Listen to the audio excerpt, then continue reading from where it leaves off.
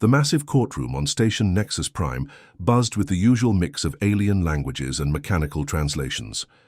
Commander Kai adjusted his ceremonial robes as he settled into the elevated judge's platform, his 4 golden eyes scanning the daily docket with practiced boredom. Another day, another batch of human violations to process.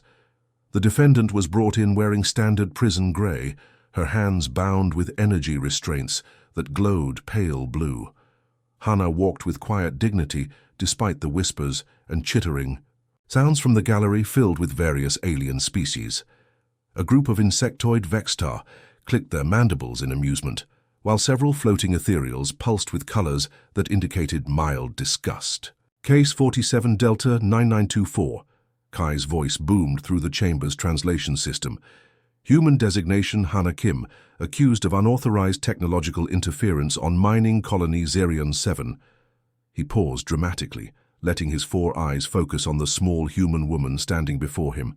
The evidence is overwhelming and frankly typical of your species' reckless behavior. The prosecutor, a serpentine Escarath named Venom Tongue Saris, slithered forward carrying a data crystal. Honored Judge Kai, the defendant was caught red-handed, modifying critical life support systems in Sector 7 of the mining facility. Her unauthorized changes could have endangered the lives of over 3,000 workers, including valuable galactic citizens. Saris's forked tongue flicked out as she spoke, tasting the air for emotional reactions. The defendant had no permits, no authorization, and certainly no qualifications to touch such sensitive equipment. This is clearly another case of human arrogance and technological incompetence. From the gallery, a group of wealthy Plutonian merchants laughed with sounds like grinding crystals. One of them called out, "Typical human behavior. They think they know better than their betters." Kai raised one of his 4 hands for silence. The courtroom fell quiet except for the hum of the station's massive engines and the occasional beep from the various translation devices worn by different species. Through the transparent aluminum windows, the swirling colors of hyperspace could be seen as the station continued its journey between star systems. Human 47 Delta, Kai announced, using the dehumanizing designation preferred by the Galactic Tribunal. You stand accused of violating Galactic Code 847, subsection 12. Unauthorized technological interference in a Class A facility carries a mandatory penalty of 10,000 galactic credits and immediate deportation to your home system. His 4 eyes began to glow brighter with judicial authority. Furthermore, you will be banned from all galactic facilities for a period of no less than 50 standard years. The crowd murmured approval. A mechanical being called Unit 77 extended its optical sensors for a better view, its metal joints whirring. Softly.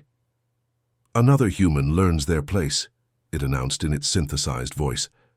Hannah stood perfectly still throughout the pronouncement, her dark eyes never leaving the judge's face. She seemed almost serene despite facing financial ruin and exile from the galactic community. Her calm demeanor was unusual for humans in this situation, who typically begged or made emotional outbursts that only reinforced alien stereotypes about human instability. Behind her in the defendant's section, a small group of human workers from Zerion 7 had somehow managed to attend the hearing. Jin, a maintenance supervisor, clenched his fists as he watched his colleague face judgment. Beside him, Yoon whispered urgently to Minho about pooling their savings to help pay the fine, though they all knew it was hopeless on their meager wages. The air recycling system hummed louder for a moment, drawing attention to the very technology that kept them all alive in the void of space. Most aliens took such systems for granted, never thinking about the complex engineering required to maintain artificial atmospheres across dozens of different species' needs. "The evidence against you is overwhelming," Kai continued, enjoying his moment of absolute power. "Security footage clearly shows you accessing restricted panels and making unauthorized modifications. Your human supervisor confirmed he gave you no permission for such actions. The facility's AI logged 17 separate violations over the course of 6 hours. Prosecutor Saris nodded smugly, her scales shifting color to indicate satisfaction. The defendant's actions show the typical human disregard for proper procedures and chain of command. They simply cannot help themselves from meddling in affairs beyond their comprehension. A delegation of crystalline Zephyrians in the gallery chimed in harmonious agreement, their translucent bodies refracting the courtroom's lights into rainbow patterns across the walls. Kai leaned forward, his massive form casting a shadow over the defendant's area. "Do you have anything to say before I pass sentence, Human 47 Delta?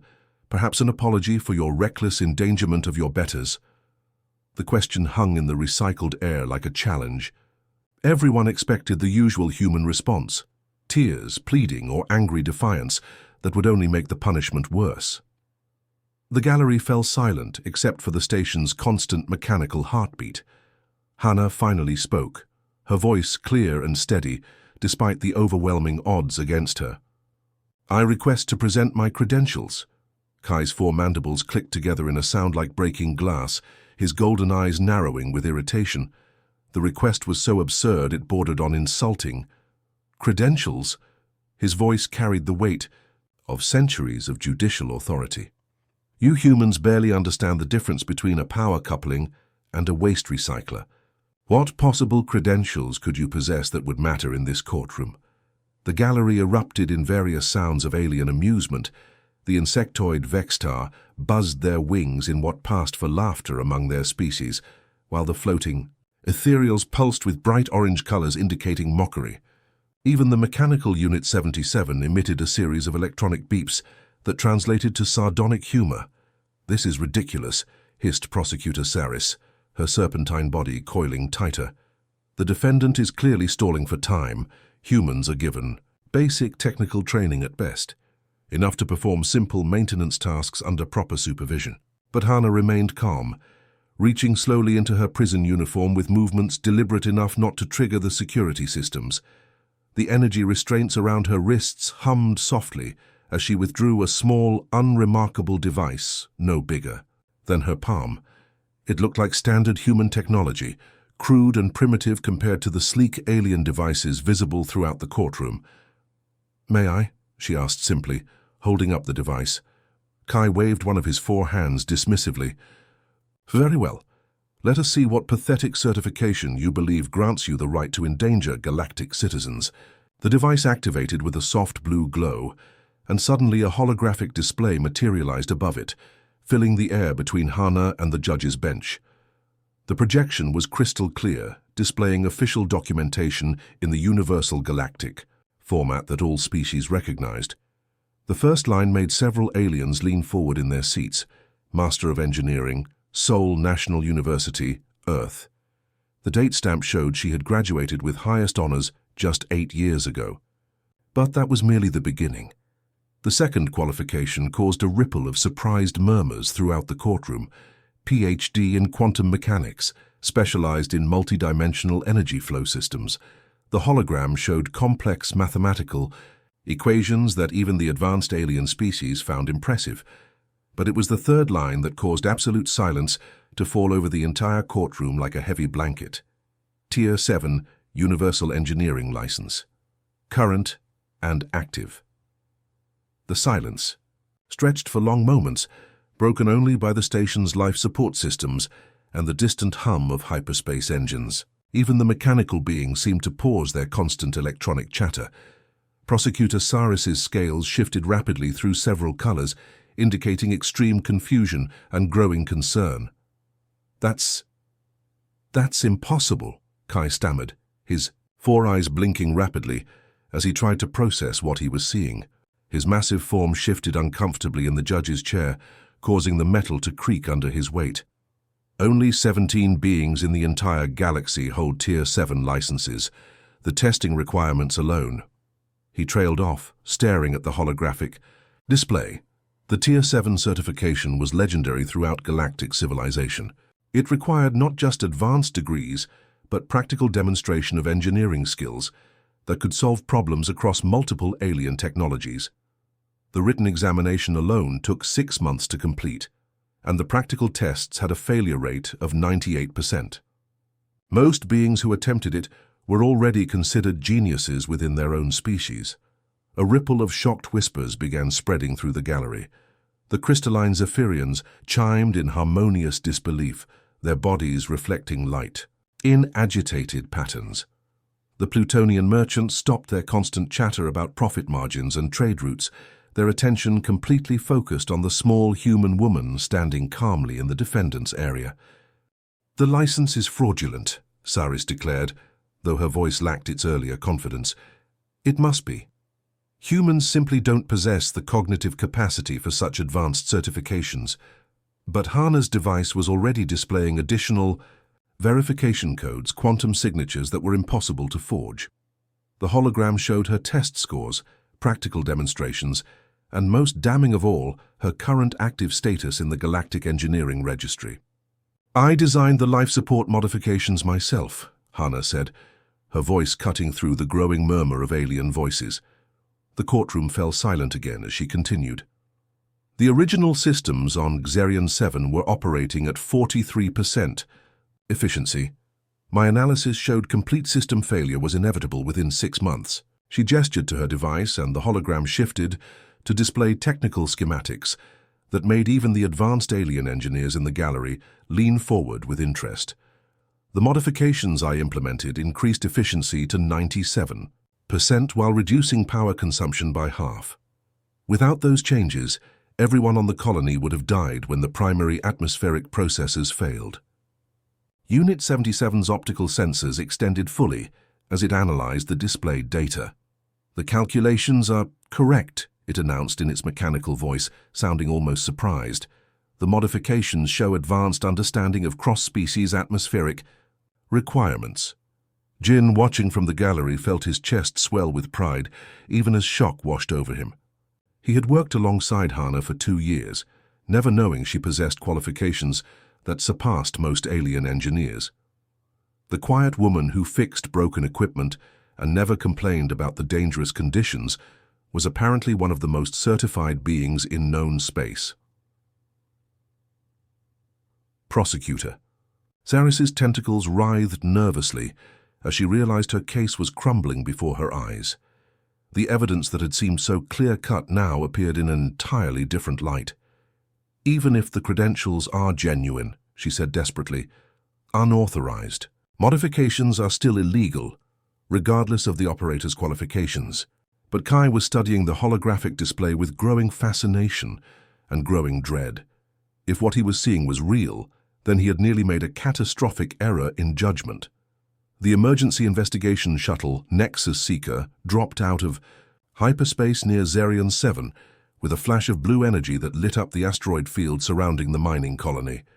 Senior Engineer Talo gripped his command chair as the ship's artificial gravity systems adjusted to normal space. His 6 arms moved across multiple control panels simultaneously, an ability that made his species, the Hexalathi, natural engineers and pilots. "Approaching the colony now," announced the ship's AI in its typical emotionless tone. Through the main view screen, Xerion 7 appeared like a massive metal parasite attached to a spinning asteroid. Docking bays, processing facilities, and residential modules sprouted from the rock like technological growths, all connected by pressurized tunnels that snaked across the surface. Talo's investigation team was impressive by any galactic standard. Engineer Zix, a floating crystalline being whose species could process mathematical calculations faster than most computers, hummed with nervous energy. The mechanical engineer Servo 9 ran constant diagnostics on its systems, preparing its sensors for detailed analysis.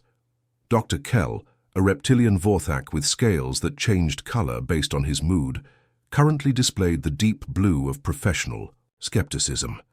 "I still cannot believe we're here to investigate a human's engineering work," Dr. Kell muttered, his scales shifting to annoyed yellow. "This is likely an elaborate waste of our time. Humans are barely capable of basic maintenance, let alone the advanced modifications described in the tribunal report."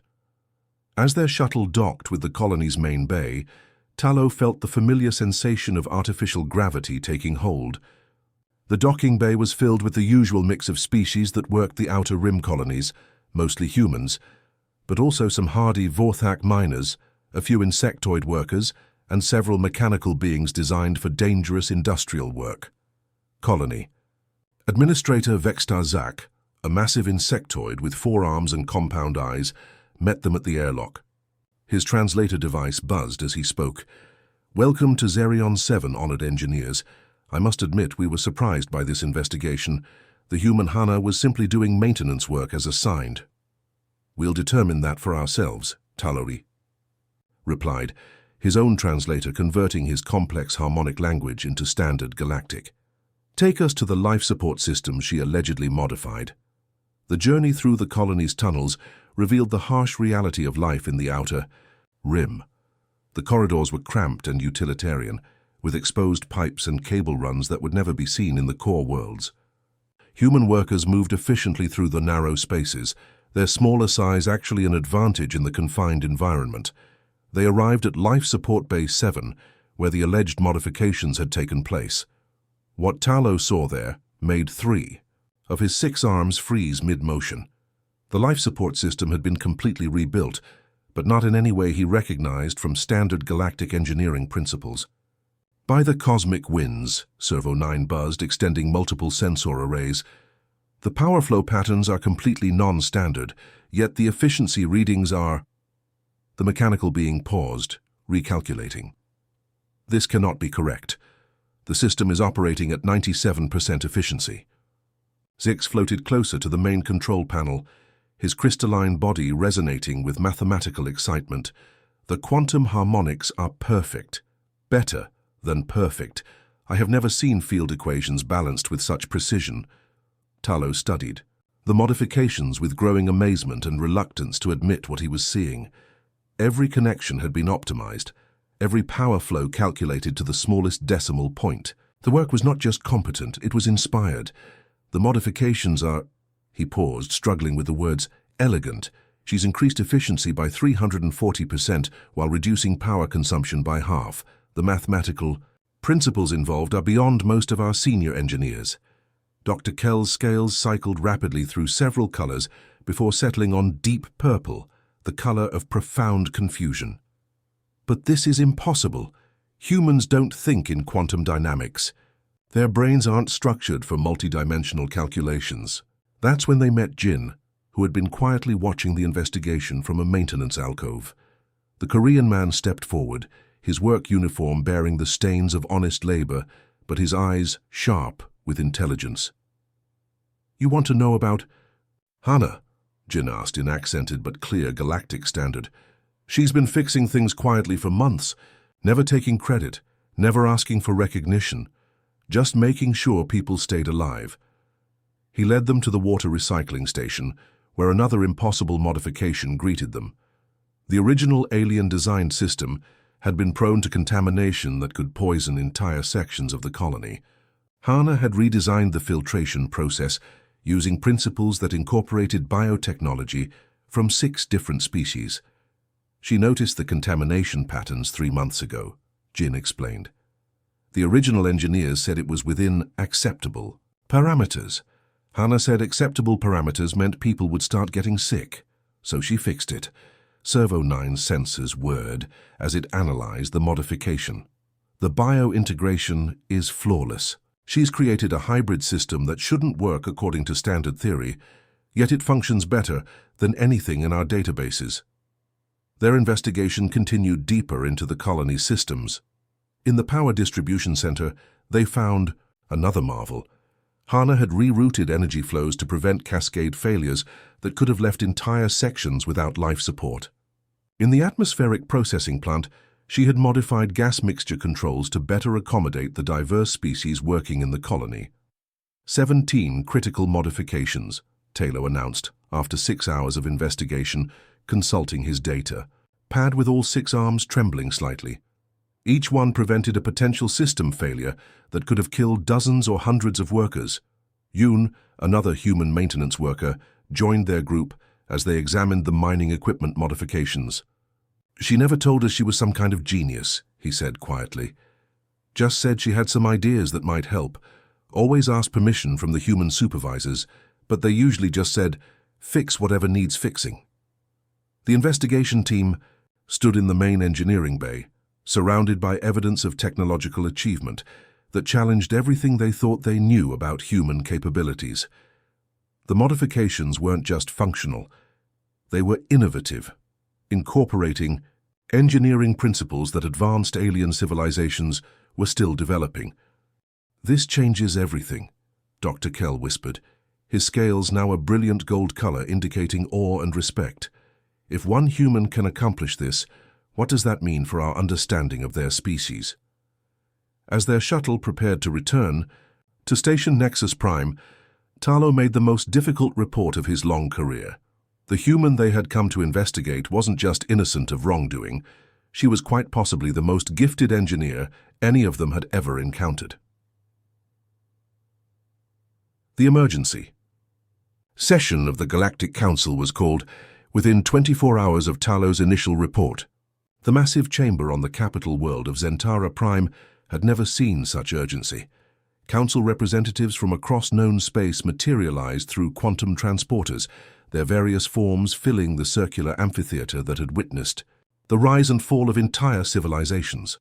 Council leader Vex, an ancient being whose species had achieved spaceflight when most others were still discovering fire, floated at the center of the chamber. His translucent form pulsed with deep concern as he addressed the assembly. "Fellow councillors, we face a crisis that strikes at the very foundation of our galactic society." The Hexalathi representative, General Koth, drummed all 6 arms on his desk in agitation. "One human engineer cannot possibly represent a systemic oversight. This must be an isolated case," but Talo's voice carried across the chamber with the weight of undeniable evidence.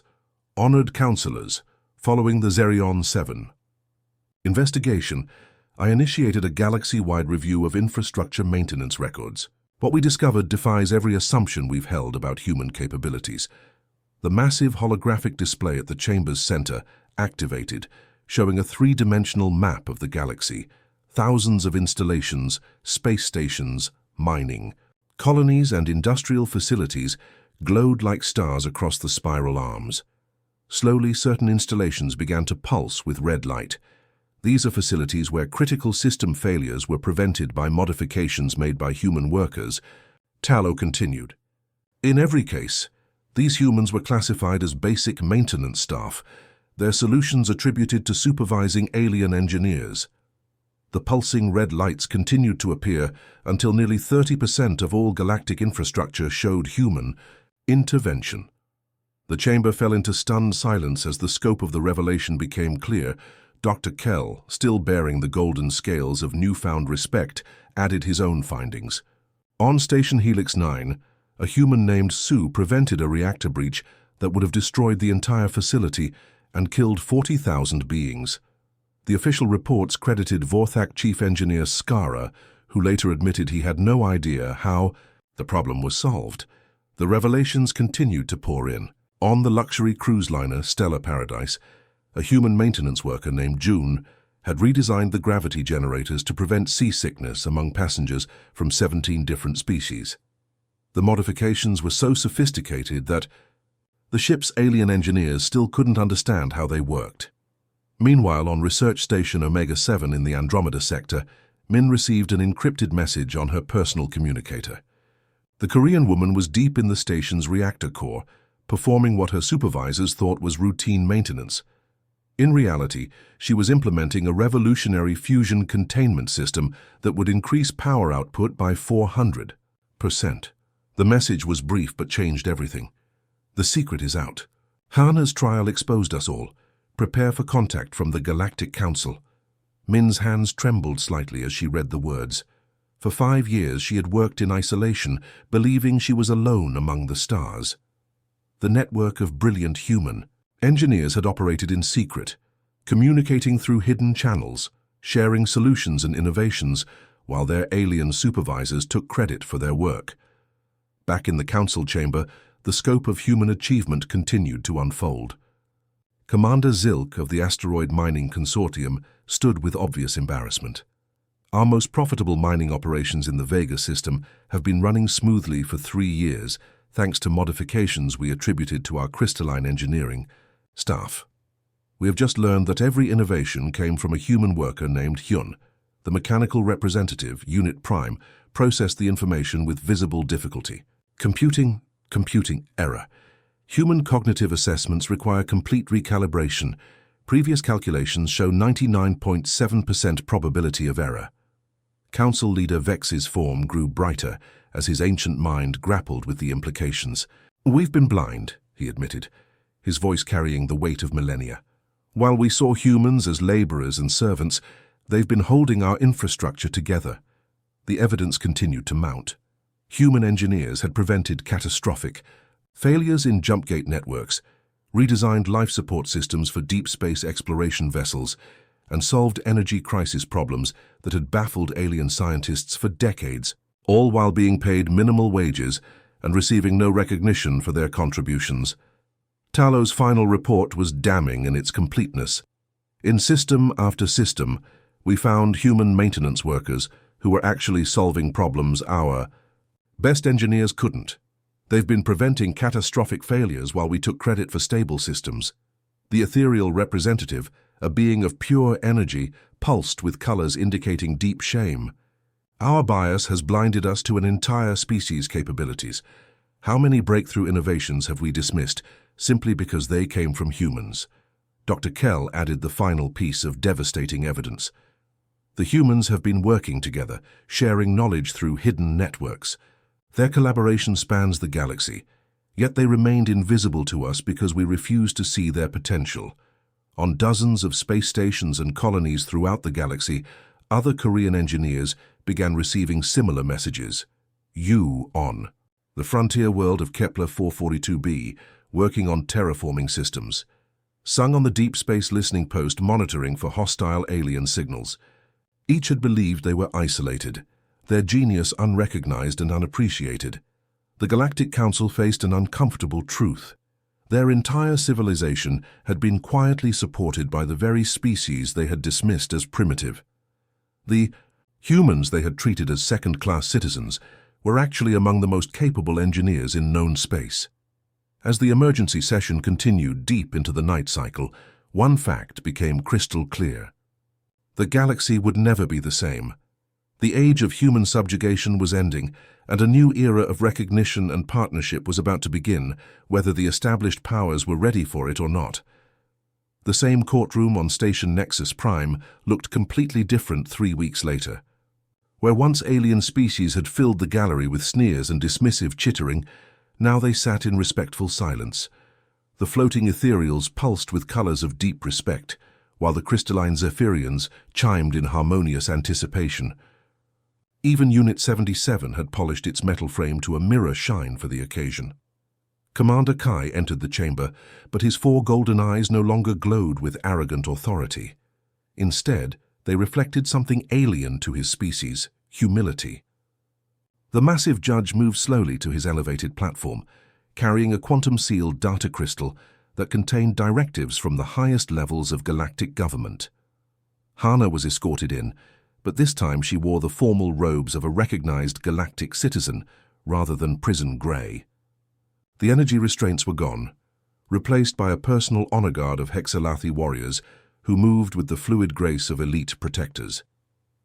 Jin, Yoon, and dozens of other human workers from across the sector filled the gallery, their faces showing a mixture of pride and amazement. The chamber fell silent as Kai activated the official quantum seal. The holographic display showed the combined symbols of all major galactic civilizations, a sight that appeared only for the most significant announcements in galactic history. "Citizens of the galaxy," Kai began, his voice carrying through translation. "Systems to billions of beings across known space. We gather today to right a terrible wrong and begin a new chapter in galactic civilization." The judge's 4 hands moved in the ritual gestures of formal apology, a ceremony that had not been performed in over 3 centuries. "The Galactic Council has conducted the most comprehensive review in our history. The evidence is undeniable. We have systematically underestimated and undervalued an entire species whose contributions have been essential to our survival." In the space station's docking bay, news shuttles from every major galactic network waited to broadcast the ceremony. The mechanical newsgatherer Bot 7 extended its recording arrays, while ethereal journalists prepared to transmit the story at light speed to the furthest reaches of space. Kai looked directly at Hana, his 4 eyes meeting her steady gaze. "Hana," Of Earth, representative of humanity's hidden brilliance, the Galactic Council offers you the position of Chief Engineering Advisor for the Outer Rim colonies, with full authority to implement necessary modifications and unlimited access to galactic resources. The offer represented more than just a job. It was recognition of human capabilities on a scale never before granted to any species so quickly. The position came with a fleet of engineering vessels, a staff of thousands, and the power to restructure infrastructure across hundreds of worlds. But Hannah remained silent, her expression thoughtful, as she considered the magnitude of what was being offered. Around the galaxy, similar scenes were playing out as other Korean engineers received their own offers of recognition and advancement. On the industrial world of Kepler 442b, Yu stood before a committee of Vorthak administrators who had spent the morning apologizing for 3 years of dismissing her terraforming innovations. The reptilian being's scales shifted through every color of embarrassment as they offered her control of the entire planetary transformation project. At the Deep Space Monitoring Station near the Galactic Rim, Sung found himself surrounded by senior ethereal scientists who had finally realized that his modifications to their sensor arrays had increased detection range by 800%. They offered him leadership of the entire early warning network that protected civilized space from hostile forces. Back in the courtroom, Hannah finally spoke. "I accept the position," she said clearly, her voice carrying to every corner of the chamber. "But I have conditions that are non-negotiable." The audience leaned forward. Even the mechanical beings extended their audio sensors to catch every word. "Every human engineer will be properly recognized and compensated for their contributions," Hannah continued. "No more hiding our achievements, no more taking credit for our work, and we work as partners, not servants, equal voices in every decision." Kai nodded immediately. "The Council anticipated your terms and has already approved them. Furthermore, all human workers throughout the galaxy will receive immediate citizenship upgrades, salary increases to match their actual contributions, and access to advanced educational resources." The changes were already beginning. On mining, colonies and space stations throughout the galaxy, human workers were receiving official notifications of their new status. Supervisors who had dismissed human suggestions for years suddenly found themselves taking orders from the very people. They had underestimated Dr. Kell, watching from the gallery, felt his scales shift to the deep gold of profound respect. The Vorthak scientist had spent his career studying intelligence patterns across species, and now he realized he had been completely wrong about one of the most important species in the galaxy. As news of the ceremony spread across the galactic, networks' reactions varied wildly. Some alien species embraced the new reality with enthusiasm, recognizing that partnership with human engineers would benefit everyone. Others struggled with centuries of ingrained prejudice, unable to accept that their primitive laborers were actually their intellectual superiors. But the evidence was overwhelming and undeniable. Space stations ran more efficiently with human engineers in charge. Mining operations increased productivity by incredible margins. Even luxury facilities found their systems working better than ever before under human management. Minho, now serving as chief engineer for a major shipping lane, sent a message to the hidden network that had connected human engineers across the galaxy. "The secret is out, and we're finally free to show what we can really do." The transformation was swift and decisive. Within months, human engineers were leading projects across the galaxy, solving problems that had baffled alien scientists for generations. The species that had once looked down on humanity now competed desperately for human expertise and partnership. The age of human subjugation was over. The age of human leadership had begun, and the galaxy would never be the same. The Hente